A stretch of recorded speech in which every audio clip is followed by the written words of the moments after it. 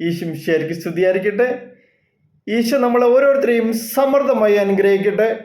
നമുക്കിന്ന് തിരുവചനത്തിലെ വിശുദ്ധ മത്തായിയുടെ സുവിശേഷത്തിലെ 27-ാം അധ്യായത്തിലെ 57 മുതലുള്ള തിരുവചനങ്ങൾ. വൈകുന്നേരമായപ്പോൾ അരിമത്ഥ്യക്കാരൻ ജോസഫ് എന്ന ധനികൻ അവിടെ എത്തി. അവനും യേശുവിനെ ശിഷ്യപ്പെട്ടിരുന്നു. അവൻ പീലാത്തോസിന്റെ അടുത്ത് ചെന്ന് യേശുവിൻ്റെ ശരീരം ചോദിച്ചു.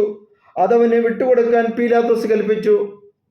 ജോസഫ് ശരീരമെടുത്ത് ശുചിയായ ഒരു തുണിയിൽ പൊതിഞ്ഞ് പാറയിൽ വെട്ടിയുണ്ടാക്കിയ തൻ്റെ പുതിയ കല്ലറയിൽ സംസ്കരിച്ചു. കല്ലറയുടെ വാതിൽക്കൽ ഒരു വലിയ കല്ലുരുട്ടി വെച്ചിട്ട് അവൻ പോയി. Praise the Lord. സമ്പൂർണ്ണ പരാജയത്തിൻ്റെ മൂർത്തഭാവമായി തോന്നാം യേശുവിൻ്റെ കല്ലറ.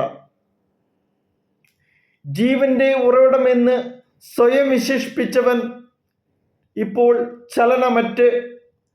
മറ്റേത് മർത്തനെയും പോലെ കല്ലറയിൽ ശയിക്കുന്നു.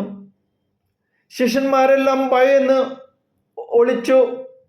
യേശുവിൻ്റെ ശത്രുക്കൾ വിജയം ആഘോഷിച്ചു. യേശു പറഞ്ഞത് മുഴുവൻ നുണയായിരുന്നെന്ന് അവർ തെളിയിച്ചു. ജീവന്റെ മേൽ മരണം, നന്മയുടെ മേൽ തിന്മ ആധിപത്യം ഉറപ്പിച്ചതുപോലെ മരിച്ചവർ മരിച്ചു തന്നെ കിടക്കണം. ആരും അവൻ്റെ ശരീരം മോഷ്ടിക്കരുതെന്ന് ഉറപ്പുവരുത്താൻ റോമൻ ഗവർണറായ പീലാത്തോസിന്റെ അനുവാദത്തോടെ യഹൂദ നേതാക്കൾ യേശുവിൻ്റെ കല്ലറയ്ക്ക് മുദ്ര വെച്ചു. കാവലേർപ്പെടുത്തി. അവർ വിജയിച്ചു. ഇവിടെ ഏറ്റവും ഭയാനകവും നിരാശാജനകവുമാണ് ദൈവത്തിൻ്റെ മൗനം. യേശുവിനെ ബന്ധിച്ചത് മുതൽ ഇങ്ങോട്ട് ദൈവത്തിൻ്റെ ഒരു ഇടപെടലും ദൈവവചനത്തിൽ കാണാനില്ല. യേശുവിൻ്റെ ശത്രുക്കളുടെ വെല്ലുവിളികൾക്ക് മറുപടി നൽകിയില്ല. യേശു കുരിശിൽ കിടന്ന് നിലവിളിച്ചിട്ടും യാതൊരു പ്രത്യുത്തരവും നൽകിയിട്ടില്ല. മനസ്സിലാക്കാൻ കഴിയാത്ത സംഭവ പരമ്പരകൾ തന്നെ. ശിഷ്യരുടെ വിശ്വാസത്തെ പിടിച്ചുലയ്ക്കുന്ന സംഭവങ്ങൾ. അവരെ നിരാശയുടെ താഴ്ത്തിക്കെട്ടി. ദൈവത്തിൻ്റെ നിശബ്ദത. യേശു പറഞ്ഞതെല്ലാം സത്യമാണെങ്കിൽ, സർവശക്തനായ ദൈവത്തിൻ്റെ പുത്രനാണ് യേശുവെങ്കിൽ എൻ്റെ പിതാവ് ഇപ്രകാരം മൗനം പാലിക്കുന്നു. മനുഷ്യരായവർ പോലും സ്വന്തം മക്കൾ അപകടത്തിൽപ്പെടുമ്പോൾ രക്ഷിക്കാനായിട്ട് ഇടപെടുമായിരുന്നു. വീണ്ടും ദൈവം ഒരിക്കലും ഇടപെടുന്നില്ല. ആ ദൈവത്തിൻ്റെ അസ്തിത്വം പോലും ചോദ്യം ചെയ്യപ്പെടപ്പെട്ടപ്പോൾ അവസരം ഒരുക്കുന്നതാണ് ഈ മൗനം. എന്താണ് ഇതിനർത്ഥം? എന്ത് സന്ദേശമാണ് ഇതിലൂടെ ലഭിക്കുക? പ്രിയമുള്ളവരെ, ദൈവത്തിൻ്റെ മൗനം നിത്യമല്ല. കഴിവുകേടിൻ്റെയോ സ്നേഹരാഹിത്യത്തിൻ്റെയോ അടയാളവുമല്ല. ദൈവം സ്നേഹത്തിൻ്റെ ആഴം വ്യക്തമാക്കിയ അടയാളമാണിത്. മകനെ മരിക്കാൻ വിട്ടുകൊടുത്തവൻ, കല്ലറയടച്ച് മുദ്ര വെച്ച് ഭദ്രമാക്കാൻ അനുവദിച്ചവൻ, മനുഷ്യരോടുള്ള തൻ്റെ സ്നേഹം എത്ര വലുതെന്ന് കാണിച്ചു തരികയാണ് ചെയ്യുന്നത്. തൻ്റെ ഏകജാതനം നൽകാൻ മാത്രം അത്രയേറെ നമ്മെ സ്നേഹിക്കുന്ന ദൈവം അത്യാഹിതങ്ങളും നഷ്ടങ്ങളുമായി തോന്നുന്ന സാഹചര്യങ്ങളിൽ എങ്ങനെ പ്രതികരിക്കണമെന്ന് നമ്മെ പഠിപ്പിക്കുന്നതാണ് മുദ്രിതമായ കല്ലറയും ദൈവത്തിൻ്റെ മൗനവും. ദൈവം വീണ്ടും ഇടപെടും. മനുഷ്യൻ വെച്ച മുദ്ര തകരും. കല്ലറ തുറക്കും.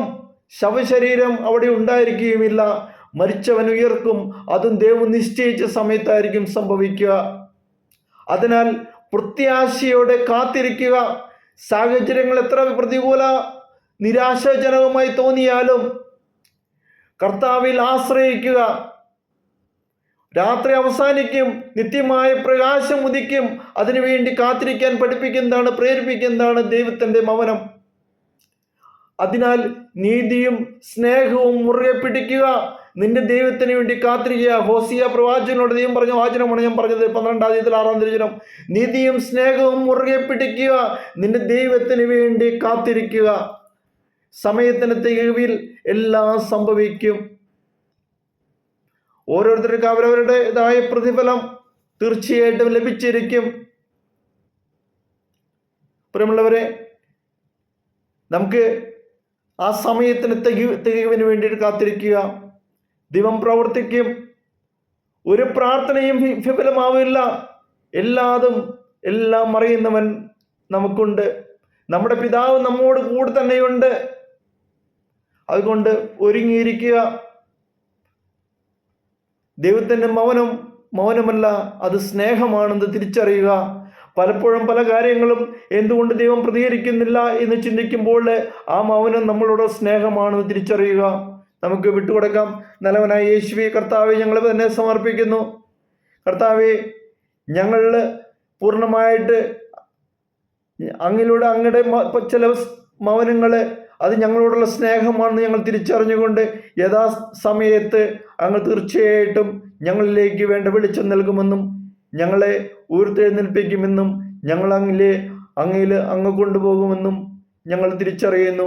ദൈവമേ, ഞങ്ങളുടെ വീണ്ടും ഉയർപ്പിനായിട്ട് ഞങ്ങൾ വലിയ ദൈവസ്നേഹം അനുഭവിച്ചറിയുന്നതിന് വേണ്ടിയിട്ട് ഞങ്ങളെ തന്നെ ഒരുക്കുന്നു. കർത്താവെ, ഞങ്ങളെ അനുഗ്രഹിക്കണമേ. ദൈവമേ, നിന്റെ ഇന്നേ ദിവസം ഞങ്ങൾ ദുഃഖം ആചരിക്കുമ്പോൾ ഒരു ഉയർപ്പ് തിരുനാളിൻ്റെ പുറകെ വരുന്നുള്ള ശരിയായ ബോധ്യം ഞങ്ങൾക്ക് നൽകുന്നതിന് വേണ്ടിയിട്ട് കർത്താവെ ഞങ്ങളെ അനുവദിക്കണമേ. കർത്താവെ, ഞങ്ങളെ പൂർണ്ണമായിട്ട് സമർപ്പിക്കുന്നു. ഹല്ലേലൂയ.